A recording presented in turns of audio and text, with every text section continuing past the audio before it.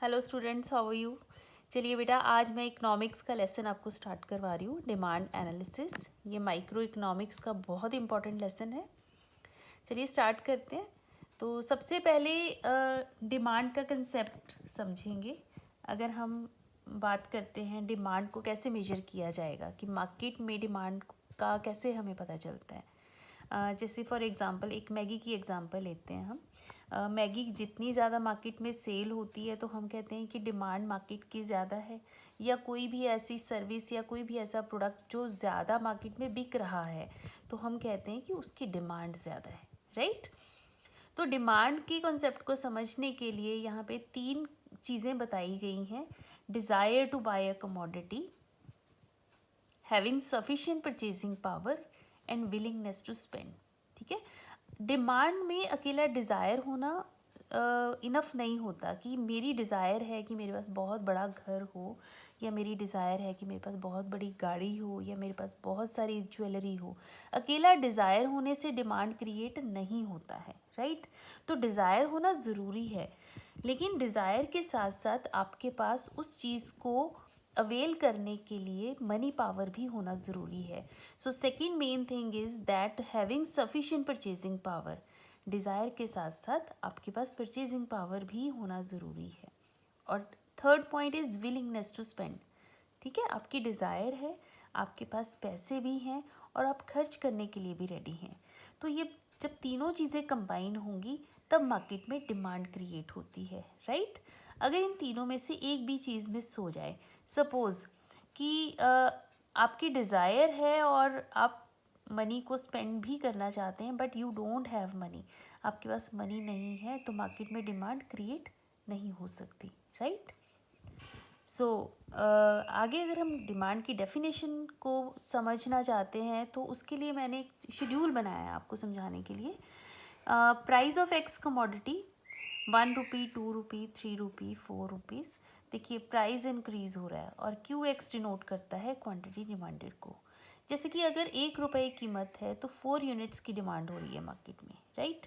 Price increase हुआ 1 to 2, demand आपकी decrease हो रही है 4 to 3 यूनिट्स। अब प्राइस और इंक्रीज़ हो रहा है, डिमांड डिक्रीज़ हो रही है। तो जो ये शेड्यूल दिखा रहा है प्राइस डिफरेंट डिफरेंट प्राइसेस पर डिफरेंट डिफरेंट क्वांटिटीज़ को परचेज़ किया जा रहा है। डिमांड की बात कर रहे हैं तो डिमांड करता कौन है मार्केट में? डिमांड करता है कंज्यूमर हम लोग जैसे कंज्यूमर्स हैं। सो consumer is willing to spend different amount of commodities at different possible prices at a particular point of time. This is the definition of demand. कि एक कंज्यूमर डिफरेंट कमोडिटीज़ को purchase करने के लिए रेडी है different possible prices पर, right. तो normal consumer किस तरीके से बिहेव करता है कि जब प्राइस इंक्रीज हो जाता है तो डिमांड उसकी डिक्लाइन होती है। तो ये दोनों ही वेरिएबल आपस में नेगेटिवली रिलेट करते हैं, राइट। आई होप आपको समझ में आ रहा है बेटा। इसके बाद आता है डिमांड का नेक्स्ट कंसेप्ट है। एक तो होता है इंडिविजुअल डिमांड और सेकंड होता है मार्केट डिमांड। अब इंडिविजुअल डिमांड क्या है? देखिए मार्केट में एक इंडिविजुअल कंज्यूमर की डिमांड को हम कहते हैं individual demand. So this is a demand for an individual consumer who is ready to buy different possible quantities at different possible prices, right, at a particular point of time. इसके बाद आता है market demand. अब पूरी market की demand समझनी है तो हमें जितने भी कंज्यूमर्स हैं मार्केट में उन सभी की डिमांड को प्लस करना होगा। सो अगर हम इसे नॉर्मली इसको एक्सप्लेन करें तो कैसे करेंगे कि ये है demand for all consumers in the market who are ready to buy, जो रेडी हैं परचेज करने के लिए different quantities of a commodity at a different possible prices at a particular point of time. तो पूरी मार्केट की demand को यहाँ पे एक्सप्लेन करना थोड़ा सा मुश्किल हो जाएगा, तो हम यहाँ पे क्या कर रहे हैं, दो कंज्यूमर्स की डिफरेंट डिमांड को जब हम ऐड कर देंगे तो हमारे पास पूरी मार्केट की डिमांड आ जाएगी। जैसे कि प्राइस देखिए इंक्रीज़ हो रहा है 1 then 2 then 3, और ए कंज्यूमर की डिमांड है 3 units then 2 units then 1 unit. मतलब जब प्राइस 1 रुपी है तो ए कंज्यूमर 3 यूनिट्स डिमांड करता है और बी कंज्यूमर 4 यूनिट्स को डिमांड करता है। इन दोनों को आप ऐड करेंगे तो टोटल आपकी मार्केट की डिमांड निकल आएगी। लेकिन यहाँ पे भी पॉइंट तो वही है कि जैसे से प्राइस आपका इंक्रीज़ हो रहा है पूरी मार्केट डिमांड डिक्लाइन हो रही है। 1 रुपी प्राइस होने पर 7 यूनिट्स डिमांड किए जाते हैं। जैसे प्राइस इंक्रीज़ हो रहा है आपकी डिमांड भी डिक्रीज़ हो रही है। तो हम क्या समझ पा रहे हैं यहाँ से कि प्राइस के इंक्रीज़ होने से डिमांड कम हो जाती है और प्राइस के डिक्रीज़ होने से डिमांड इंक्रीज़ हो जाती है, राइट। ओके, सो इसके बाद जो टॉपिक मैंने करवाना है आपको वो है आपका डिमांड फंक्शन। अब डिमांड फंक्शन क्या है? देखिए, अभी तक जो हमने पढ़ा हमने सिर्फ यही देखा है कि प्राइस और डिमांड आपस में रिलेट करते हैं, कि प्राइस एक बहुत मेजर फैक्टर है जिसकी वजह से डिमांड इफ़ेक्ट होती है। बट ये ज़रूरी नहीं है, किसी भी प्रोडक्ट के डिमांड के पीछे और भी बहुत सारे फैक्टर्स होते हैं जिसकी वजह से डिमांड अफेक्ट होगी, राइट। तो पॉइंट अब जो हमारे पास आ रहा है कि डिमांड फंक्शन क्या होता है। Functional relationship between demand for a commodity and its various determinant। किसी भी commodity की डिमांड और दूसरे डिटर्मिनेंट्स, उनका जो आपस में फंक्शनल रिलेशनशिप होता है उसको डिमांड फंक्शन कहा जाता है। डिमांड फंक्शन की 2 टाइप्स बताई गई हैं यहाँ पे। एक तो है individual demand function, then market demand function, right. अब इंडिविजुअल डिमांड फंक्शन की एक इक्वेशन है dx equals to F P X comma P R comma Y comma T comma E X. अब ये क्या है? ये है बेटा demand for X commodity. X commodity की डिमांड के पीछे ये सारे फैक्टर्स है, जैसे कि P X means price of own commodity, P R means price of related goods, Y means income, T means taste and E X means expectations. अब इसको मैं 1 बाय 1 को एक्सप्लेन करती हूँ, राइट। सो पी एक्स क्या है? Price of own commodity. ये अभी जस्ट हमने पढ़ा है कि प्राइस के इंक्रीज होने से क्वांटिटी डिमांडेड डिक्रीज होती है। प्राइस ऑफ एक्स कमोडिटी की बात करते हैं। एक्स कमोडिटी के प्राइस जब बढ़ जाते हैं तो उस कमोडिटी की डिमांड कम हो जाती है एंड वाइस वर्सा। तो यहाँ पे क्या है बेटा? नेगेटिव रिलेट करते हैं तो दोनों आपस में। So negative relationship between the price of a commodity and it's quantity demanded. इसके बाद पी आर क्या है? Price of related goods. अब रिलेटेड गुड्स कौन सी होती हैं? रिलेटेड गुड्स में पहली गुड का नाम है सब्स्टिट्यूट गुड्स, जैसे कि टी और कॉफ़ी। अगर टी नहीं है तो हम कॉफ़ी सब्स्टिट्यूट करेंगे, कॉफ़ी नहीं है तो हम टी को सब्स्टिट्यूट करेंगे। ये सब्स्टिट्यूट गुड्स हैं, राइट। तो ये कैसे आपस में रिलेट करते हैं? हम बात करते हैं टी की प्राइजेज़ में अगर चेंज आता है तो कॉफ़ी की डिमांड में क्या बदलाव आएगा? अब मान लीजिए टी के प्राइजेस इंक्रीज़ हो गए, राइट। टी के प्राइजेस इंक्रीज़ होने से कॉफ़ी की डिमांड इंक्रीज़ हो जाएगी। कैसे? कि टी के प्राइस जब बढ़ जाते हैं ना तो लोग अब टी की डिमांड कम करेंगे मार्केट में, तो कॉफ़ी की डिमांड इंक्रीज़ होगी। अब लोग सब्स्टिट्यूट कर लेंगे टी की प्लेस पे कॉफ़ी को। क्यों? क्योंकि टी के प्राइजेस बढ़ गए हैं एंड वाइस वर्सा। जैसे कि अब प्राइस अगर टी के कम होते हैं, प्राइस किसके कम हुए? टी के, कॉफ़ी की डिमांड डिक्लाइन होगी क्योंकि अब कंज्यूमर शिफ्ट करेंगे टी की डिमांड की तरफ, राइट। अब नेक्स्ट आता है कॉम्प्लीमेंट्री गुड्स।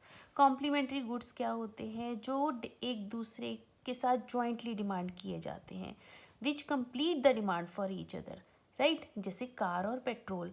अगर हम कार परचेज़ करते हैं ना तो हमें पेट्रोल भी लेना ही पड़ेगा। अगर हम ब्रेड परचेज़ करते हैं तो हमें जैम लेना होगा या बटर लेना होगा।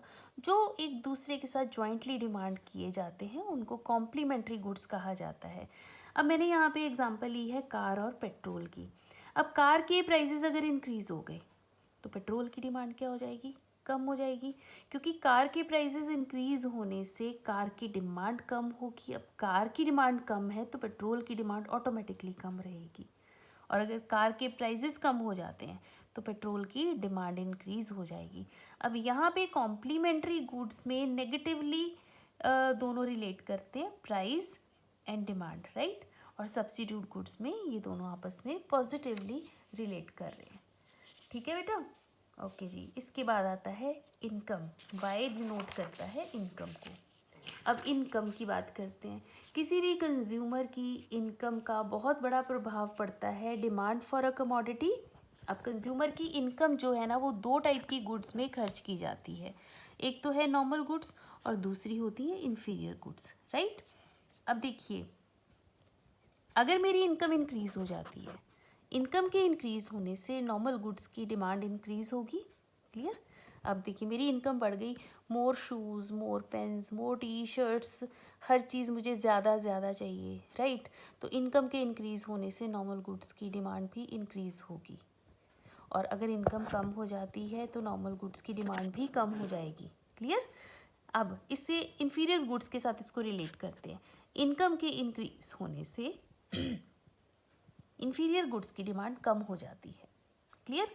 अगर इनकम आपकी बढ़ गई ना तो अब आप ब्रांडेड चीज़ें खरीदेंगे, ठीक है, इन्फीरियर गुड्स की परचेज कम हो जाएगी, राइट। और अगर इनकम कम हो जाती है तो इन्फीरियर गुड्स की डिमांड इंक्रीज हो जाएगी, क्लियर। तो नॉर्मल गुड्स के केस में इनकम और नॉर्मल गुड्स का आपस में पॉजिटिवली रिलेशन रहता है, और इन्फीरियर गुड्स के साथ ये नेगेटिवली रिलेट करते हैं। देखिए इनकम इंक्रीज़ हो रही है, इन्फीरियर गुड्स की डिमांड डिक्रीज़ हो रही है, क्लियर है, ओके जी। इसके बाद आता है टी रिप्रेजेंट करता है टेस्ट एंड प्रेफरेंसेस को। अब किसी भी कंज्यूमर की डिमांड के ऊपर जो प्रभाव पड़ता है वो जो कंज्यूमर है उसके टेस्ट और प्रेफरेंसेस बहुत बड़ा इम्पैक्ट डालते हैं। जैसे कि टेस्ट है, उसकी लाइक्स डिसलाइक्स होती हैं, कुछ प्रेफरेंसेस होती हैं जिनका प्रभाव डिमांड के ऊपर पड़ेगा। मान लीजिए टेस्ट डेवलप हो जाता है किसी पर्टिकुलर कमोडिटी को लेकर, तो वो उस पर्टिकुलर कमोडिटी की डिमांड इंक्रीज़ हो जाएगी। अगर मेरा टेस्ट डेवलप नहीं हुआ तो पर्टिकुलर कमोडिटी की डिमांड डिक्लाइन भी हो जाएगी। अब प्रेफरेंसेस का प्रभाव पड़ता है, जैसे कि समर सीज़न है, समर सीज़न में क्या कंज्यूमर किस चीज़ को प्रेफर करेंगे, आइसक्रीम, कोल्ड ड्रिंक्स, ये सब चीज़ें अच्छी लगती हैं, तो इन चीज़ों की डिमांड इंक्रीज़ होती है समर सीज़न में, ठीक है। और हम और भी एग्जांपल्स यहाँ पे डाल सकते हैं कि कॉटन क्लोथ्स की डिमांड इंक्रीज़ हो जाएगी। और विंटर सीज़न है तो प्रेफरेंसेस बदल गए, अब वहाँ पे हॉट कॉफ़ी अच्छी लगेगी, गर्म कपड़े अच्छे लगेंगे, तो उन चीज़ों की डिमांड इंक्रीज़ होती है, क्लियर है। इसके बाद आता है एक्सपेक्टेशंस। अब देखिए एक्सपेक्टेशन क्या है, मान लीजिए फ्यूचर में किसी पर्टिकुलर कमोडिटी की अवेलेबिलिटी नहीं होने वाली है, तो प्रेजेंटली उस चीज़ की डिमांड बढ़ जाएगी। जैसे कि पेट्रोल की एग्जांपल लेते हैं, मान लो कि अगर मुझे पता चलता है कि कल को पेट्रोल नहीं मिलेगा मार्केट में, तो प्रेजेंटली क्या होगा, पेट्रोल की डिमांड बढ़ जाएगी, राइट। एक और एग्जांपल दे सकते हैं कि मान लीजिए कि कल किसी पर्टिकुलर चीज़ की कीमत बढ़ने वाली है, सपोज़ अनियन के प्राइजेस इंक्रीज़ होने वाले हैं, मतलब नियर फ्यूचर में, तो प्रेजेंटली क्या होगा, अनियन की डिमांड इंक्रीज़ हो जाएगी, क्लियर है, ओके। मुझे लगता है आपको समझ में आ रहा है। ये मेरा कंप्लीट हो गया इंडिविजुअल डिमांड फंक्शन। और अब इसके बाद लास्ट इसमें मैंने एक चीज़ और बताई थी, market demand function. Market demand function में इक्वेशन एग्जैक्टली सेम रहेगी, लेकिन इसमें दो चीज़ें और ऐड होती हैं, एन और वाई डी, बाकी सब सेम है बेटा, P X, P R, income, taste और एक्सपेक्टेशंस, ठीक है। एन क्या रिप्रेजेंट करता है, पॉपुलेशन साइज, पॉपुलेशन साइज मतलब बायर्स, नंबर ऑफ बायर्स ही हो गए, राइट। और वाई डी होता है डिस्ट्रीब्यूशन ऑफ इनकम। अब पॉपुलेशन साइज से डिमांड पर क्या प्रभाव पड़ेगा, मान लीजिए पॉपुलेशन इंक्रीज़ हो रही है तो कंज्यूमर्स भी इंक्रीज़ हो रहे हैं, तो डिमांड भी इंक्रीज़ हो जाएगी, राइट। वाई डी रिप्रेजेंट करता है डिस्ट्रीब्यूशन ऑफ इनकम को। अगर किसी भी कंट्री की नेशनल इनकम का जो डिस्ट्रीब्यूशन है वो अनइक्वल है, अनइक्वल डिस्ट्रीब्यूशन क्या कहता है कि रिचर लोग रिचर होते जा रहे हैं और गरीब लोग गरीब होते जा रहे हैं। तो अगर अनडिस्ट्रीब्यूटेड इनकम है किसी भी कंट्री की, तो रिचर सेक्शन किस चीज़ की डिमांड को इंक्रीज़ करेगा, वो लग्जीरियस गुड्स की डिमांड को इंक्रीज़ करेगा, क्योंकि उसके पास पहले से ही बाकी सारी चीज़ें अवेलेबल हैं, राइट। और पुअरर सेक्शन किस चीज़ की डिमांड को इंक्रीज़ करेगा, इन्फीरियर गुड्स की डिमांड को इंक्रीज़ करेगा, राइट। तो ये रहा मेरा आज का टॉपिक। आई होप आपको अच्छा लगा है, ध्यान से सुनिएगा, समझिएगा, और ये इम्पॉर्टेंट क्वेश्चन बनता है आपका एग्जामिनेशन पॉइंट ऑफ व्यू से। सो अभी के लिए बाय बाय बेटा, बाकी नेक्स्ट वीडियो मैं लेकर जल्द आऊँगी। अगर आपको मेरी वीडियो अच्छी लगती है आप प्लीज़ इसको लाइक कीजिए, सब्सक्राइब कीजिए और अपने फ्रेंड्स के साथ शेयर कीजिए। Thank you so much.